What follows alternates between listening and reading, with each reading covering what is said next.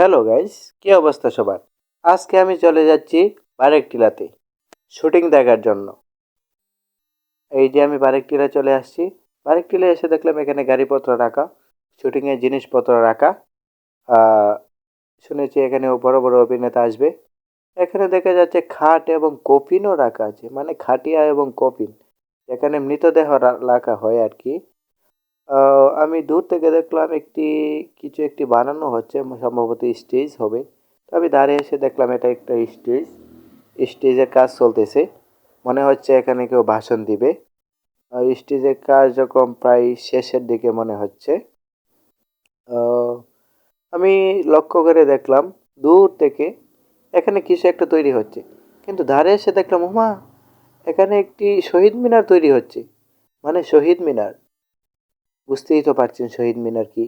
শহীদ মিনারের রং টং দিচ্ছে, কার্যক্রম শুরু করে দিয়েছে ওরা, মানে শুটিং এর কাজ দ্রুত এগিয়ে যাচ্ছে আর কি।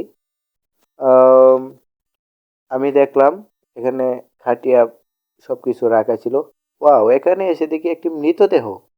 আমি তো প্রথমে অবাক হয়েছিলাম, এখানে মৃতদেহ কোথা থেকে আসলো। কিন্তু না, এটা একটি মৃতদেহ ছিল, কিন্তু এটি তুলো দিয়ে বানানো হয়েছে, মানে শুটিংয়ে ব্যবহারের জন্য আর কি।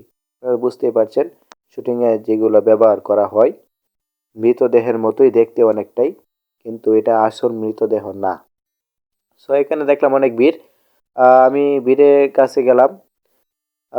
যে গিয়ে দেখলাম উমা, এখানে বড় বড় অভিনেতারা আসছে।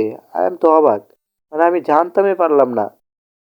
ওয়াও, এখানে আপনারা হয়তো চিনবেন এনাদেরকে। ওকে, বাই বাই।